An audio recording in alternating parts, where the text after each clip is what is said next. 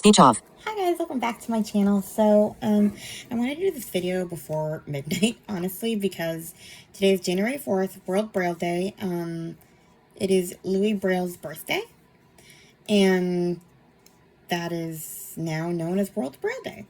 I honestly wasn't sure what kind of video I wanted to do this year. Last year, I did a video where I kind of showed you my gadgets, my Braille gadgets, and kind of did like a little history lesson, I guess. You go gadgets from the beginning of Braille to the present. Dinosaur age to computers. And I was trying to think of something to do this time, and it occurred to me that I'd still have some questions from my Q&A that I did not answer, and a lot of them were Braille related. Well, not a lot, a few, but it's kind of a good way to sort of guide this video, so I thought I would answer them. I'm afraid I do not remember who asked them. I forgot to write it down, so if they're yours, thanks. So, yeah. As you know, I'm completely blind, so I do read Braille. And Braille is kind of a big deal to me and most blind people. So one of the questions that was asked is, how did you learn to read Braille and at what age? So blind kids tend to start school pretty young. I was 2 when I started. Like, the program was called Pivot. I think it was Parent Infant Visually Impaired Training, or I think that's what it says. I can't remember. Sunday, January 4th. I'm not sure. But it was at Francis Blend, which was the blind school I went to back in the day. It's no longer open. I think when did it close? 2010, 2011? Something like that. I remember there was this, like, everybody was, like, writing to try to keep it open, and, it was a whole thing. It was sad when it closed. Like, nostalgia, that kind of thing. So yeah, I went to that school from age 2 to age 7. I left when I started 3rd grade because I wasn't getting, I guess, enough of an education there. The blind school is kind of a good starting point because you can learn to read without confusion. I'm not sure how I would have done if I'd started kindergarten learning Braille while everybody else is learning print. As for how I learned, I mean, there were different ways. We learned to use the Perkins Brailler, which you can look at I'm going to leave my little Braille gadget tour in the description, but the Brailler is basically a Braille typewriter, and you can, you put a piece of paper in, you type and stuff like that. It's really good for math too, versus like other technology, which I'll get more into in a minute. But, it's like a typewriter, so you can make columns and you move the carriage and things when you get to the end of the line. It really is your typical old-fashioned typewriter, except that it has 6 keys for the 6 dots, a space bar, a backspace, and and like a way to go down to the next line. But the keys were a bit hard to press for baby fingers.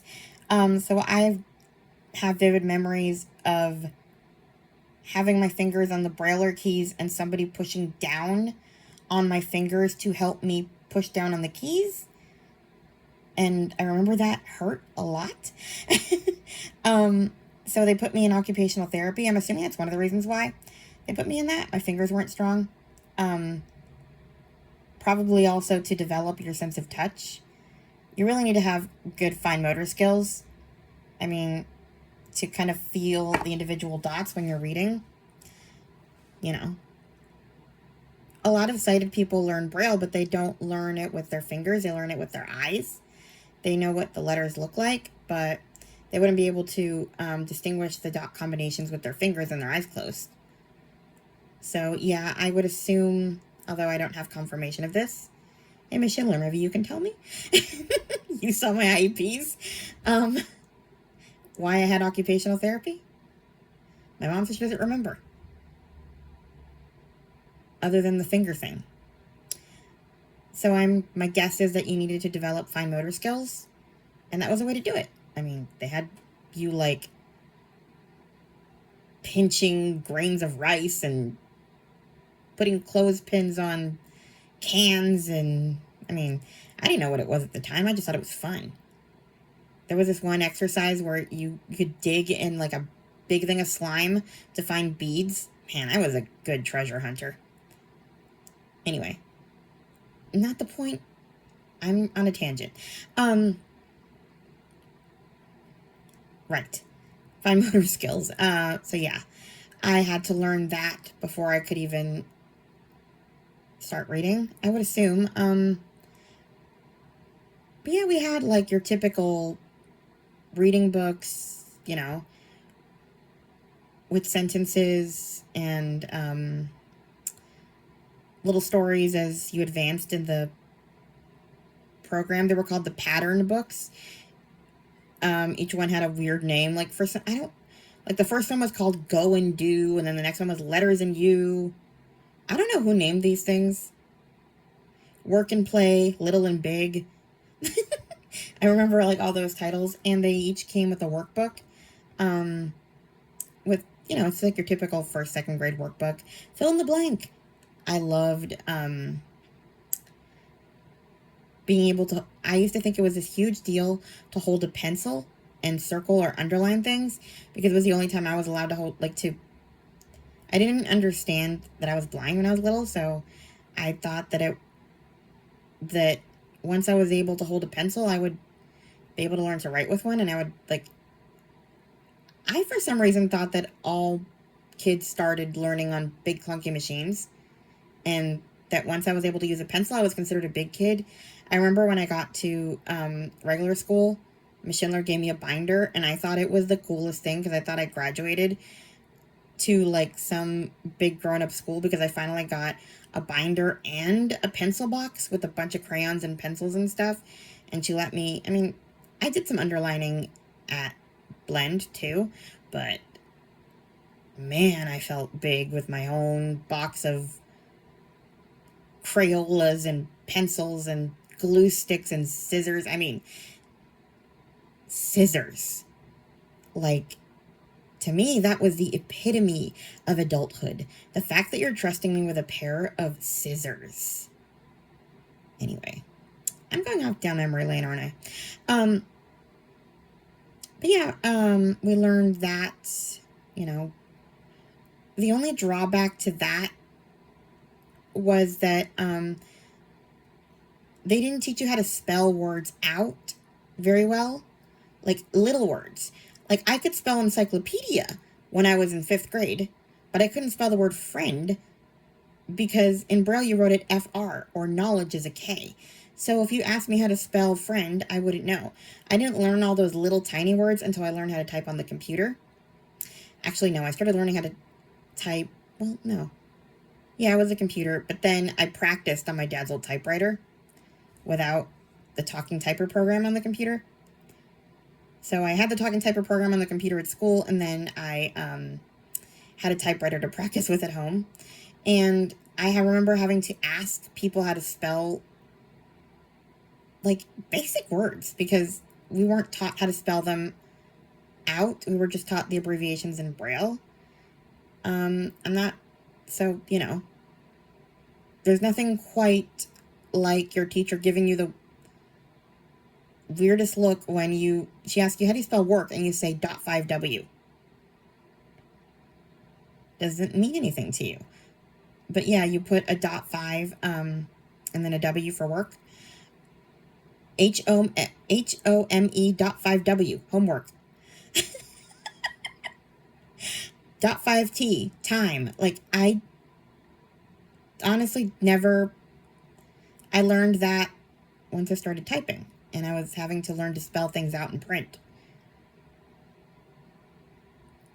Because, yeah, Miss Schindler did teach us how to spell she gave us like spelling tests, I remember, and she taught us how to spell out the words, but I was in 3rd grade, so I don't think she didn't like teach us like the little words, because I think she probably assumed we knew them.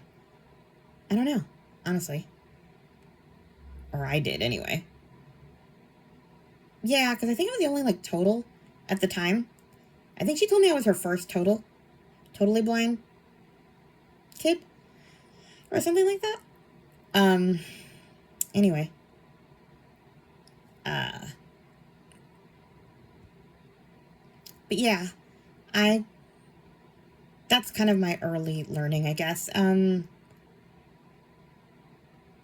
They also trusted us with technology in school very early. I actually think it's interesting now that they give kids Chromebooks to take home, because we were responsible for $7,000 equipment when we were like 8, taking it home. And, well, I think I was 10 when I was allowed to take it home. Like 5th grade was when you got to sign the contract to take the good technology home. Before, I could only have a brailler, so I would have to do my homework. Like, I could only do the stuff on the braille notes or braille lights. That's what the braille computers were called. I could only do that at school until 5th grade, and then I got to take it home, and it was, yeah, I had to do my homework on the braille writer, and then I had to give Miss Schindler the papers, and then she would have to, like, transcribe it into print, I think it was. Yeah. But it is interesting to think that we were, like, the first kids to ever be trusted with just taking very expensive technology home, and now we're just handing Chromebooks off to little kids in 1st grade, and it's like, oh, no biggie. It's kind of wild. But yeah, like I said, I started out on the Perkins Brailler. I learned your typical vocabulary words, sounding out words, stuff like that. We also had this thing called a swing cell. It's like this little thing that you put, like, it has the 6 dots, and you can put, well, the 6 pegs for the 6 dots, and you can make letters out of the pegs. The pegs go into little slots. So we could, like, make letters with it, I guess.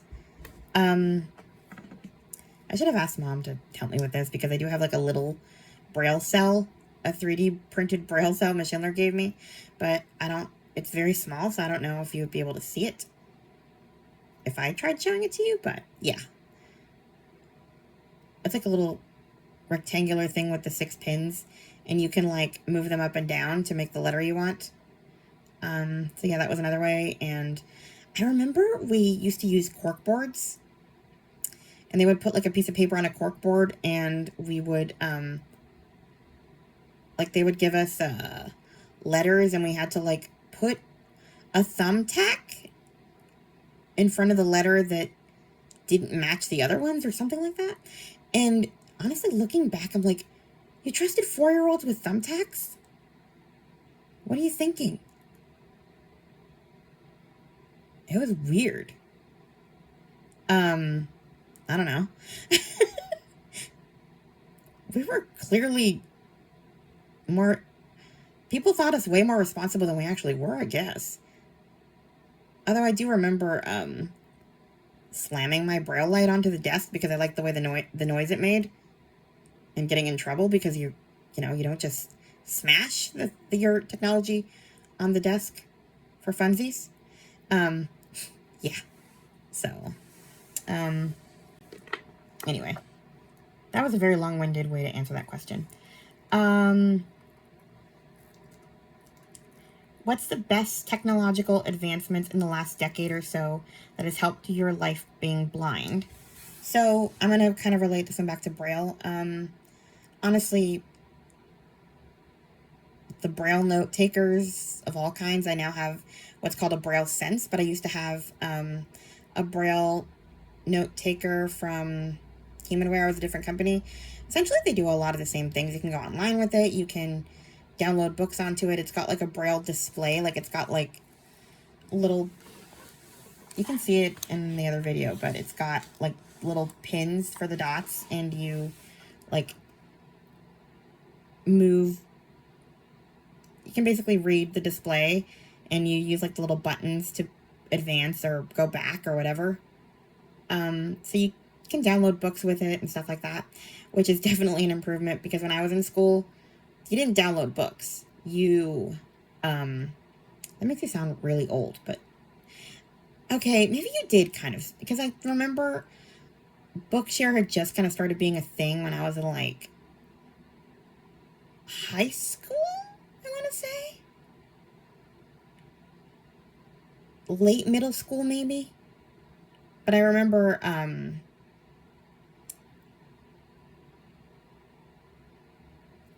downloading some books from, back then it was called Web Braille, like Braille Institute's downloadable books. They didn't have a ton, but I remember downloading them. And I also remember Miss Schindler. I went to visit, Miss Schindler, and I was already in high school, but I would go to Brooklyn to visit her and, like, my friends in elementary back periodically. And she had this, it wasn't a flash drive. It was called a compact flash card. It was like, anyway. And in it, she had, like, a bunch of books, and I always liked going through it and picking out stuff to copy. That was kind of when Braille was, like, the downloading was starting, but not everybody had an account. Now we have Bookshare, too. It's a subscription service you pay for, and you can download pretty much as many Braille books as you want with their collection. Students get it for free, so that's nice. But yeah, like I said, that wasn't a thing so much when I was in school. So, like, textbooks, you had to, like, find the right volume of the book you wanted in the classroom, you know, like the right chapter you were working on. And it was real fun when you had 2 or 3, because you needed a graph that was on page 500, but you were still on chapter 4. So you would be carrying around 2 math books, like 2 volumes of the same math book, and then a couple of volumes of science. Like, it was insane. I had, like, a huge ruler backpack every year, and by the end of the year, I'd have to get a new one because I tore it up from trying to pack in all those books and still carrying a couple later. Like, it was to the point where it wouldn't fit. So, yeah. At some point in high school, that kind of goes into the next question. Do you like audiobooks or Braille books better? And I think it really depends. Like I was saying, in high school, they were trying to teach us to listen to recorded books more, like your textbooks in audio format, so that you wouldn't be carrying around so many books. They were really pushing the listening versus reading thing, and I just never got into it. I mean, don't get me wrong, I think I'm now more addicted to audiobooks. I love Audible and Libro FM and Libby and all the other places. But I also love to read them. Lately I tandem read, so I'll do both. But if I was doing a book for school, I cannot listen to a history book or a science book on audio with nothing to look at in front of me. If it's something I need to study, it has to be Braille. So that always frustrated my resource teacher in high school at the time, because I would always insist on Braille, even though she was trying to get me into more recorded books. Also, no offense, but they use this program called Recording for the Blind and Dyslexic or something. Now it's called Learning Ally, I think. I don't think I'm a member anymore. I'll get the occasional email. Maybe I'm still a member, but I never really used it. But I do remember getting, like, CDs that I would use on this, like, special CD player. I think it was called, like, the Braille Scholar. Don't ask me why it was Braille anything, because there was no Braille involved at all. Anyway, there was this one history book I remember. Somebody else had the volume I needed, so I had to use a recording. Or no, I think it was a different edition. Whatever, who cares? Point is, I'm just sitting there trying to listen to stuff about the Mayans or who knows what it was, and all of a sudden, you just hear the lady stop reading, and she's like, And then she just keep going. And then, like, I mean, I get it. You're old. Like, you know, like, you want to volunteer. You want to do some good in the world. But I don't know. Learn to format things. So, you know, save your breath. Why are you reading out loud when you can barely squeak through a sentence? I mean, it was painful. So, yeah. I try not to be picky about narrators, but that was a little much. But yeah.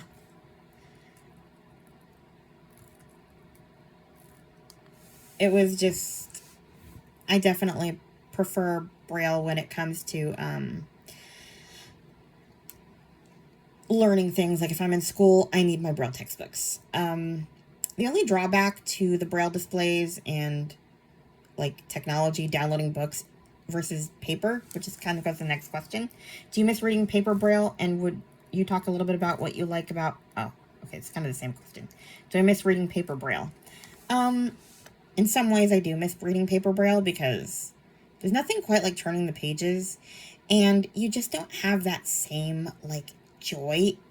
I miss tangible reading of any kind because I used to love, it's not even just paper Braille. I used to love going to the bookstore and getting like books on cassette or CD and feeling like that tangible package in my hand, and I'm going to open it and put it in, and it's just not the same getting an audiobook credit as much as I mean, don't get me wrong, send me all the audiobook credits, but there's just something different about the tangibleness of it. Same goes for reading. You can't gift us a book anymore because we can download it ourselves, and that kind of sucks. I remember Miss Schindler every Christmas would buy us a book from this children's Braille, like children's library called Seedlings. They're still a thing, by the way. They still sell their Braille books. I'm probably going to buy some for the twins so that I can read with them. They have a lot of the more recent stuff now, so I'm looking into that for them because they like being read too. Llama Llama Red Pajama. But yeah, it's just, I don't know. I do miss the excitement of opening a book and seeing what it could be. And now, you know, like, I don't have that excitement anymore. I get excited when a book comes out and I can just access it immediately, which is fun, but you lose the element of surprise. And also, you can't really do charts and graphs when you're reading from a Braille display because it's just left to right. There's no page. It's just like a strip of text. And you press a button and you advance to the next strip of text. So you can't make like columns or pictures or anything. It was just fun. Like some of the little kid picture books have pictures you can feel. Like they put like textures on the page. So if I remember, we used to get this catalog, like this magazine from Braille Institute. It was called Expectations or something, and it had all of these stories, and there was like pictures, like tangible pictures. Like I remember there was one called Buddy and His Red Blanket. Buddy was a gorilla, and you could there was like a page where you could feel the red blanket, and they also had like scratch and sniff stickers. There's just, I like technology as much as the next person, but yeah, you just don't have that same excitement because you can just get it yourself. No one's going to surprise me ever again. That's sad. But technology just is what it is. And I mean, I enjoy the conveniences of it. And don't get me wrong, I do not miss the days of, I mean, I used to have this huge bookshelf, like huge. You needed like a forklift and 3 or 4 strong men to lift it out of my room. And that was what I used to fit. It was like this huge entertainment center, and you could fit, it was so wide at the bottom that you could fit, like, when you put like the Braille book on the shelf, like standing upright, there was enough room to put like 2 rows of shelves, 2 rows of books. That's how huge it was. Like, you could stand in it once the books were out of it. That thing was gigantic. So, if I was misbehaving, truly, you can never punish me, because all I really liked was reading. So, unless you wanted to move that monstrosity and all the books out of my bedroom every time I misbehaved, wasn't worth the grounding. So nobody was going to do that. But yeah, I remember being very sad when I had to box up my books, and I didn't have to, but it seemed ridiculous to keep them when I wasn't reading them. And yeah, Braille books tend to take up a lot of space. They have a lot of volumes. I think Harry Potter 5 was like 13 volumes. Harry Potter 4 was 8. I'll never forget when because Braille used to have, that's another thing they used to have, the special collection catalog. You could pick 3 books, 3 fiction, 1 nonfiction every 3 months, and they would send you this huge box of books. That's how I acquired all my books. You get to keep them. And I remember when I ordered Harry Potter and the Goblet of Fire, it just came out, and I got like 2 boxes, and 3 boxes, because there was the rest of my books, and then there was Harry Potter, which had like 8 books. So yeah, it was wild. And when book 5 came out, Mom was like, no, you cannot have that Braille book of book 5. We're going to get it on cassette. Because no. Because where would you put your other books if you got the whole collection of Harry Potter? We're going audio. So, yeah. I don't know. All in all, I do appreciate technology, but I do miss paper in some respects. For the element of surprise, for turning pages, I don't know. There's just something different about it. I sometimes will get a print book and or I will open a book that someone else is reading just to see how much they have left. It's kind of fun to look at the pages disappear, or there's less and less pages to read. I used to love feeling that stack get smaller. And yeah, you don't have that really with technology, so. But yeah, that's kind of my, I guess, answers to those questions and sort of brief history on, I guess, my life as a Braille reader. I probably talked about a lot of this before, but honestly, I couldn't really think of anything more fun to do today. I don't think I could top the Braille tour of gadgets that I did last year. And so, yeah. I don't know. If you guys have any ideas, if you have any more questions, let me know. Otherwise, yeah. I hope you enjoyed this kind of discussion on Braille technology, and happy World Braille Day. Please like, comment, and subscribe, and I'll talk to you guys soon because I have a ton of other videos I need to catch up on. Bye. Speech on. Stop recording.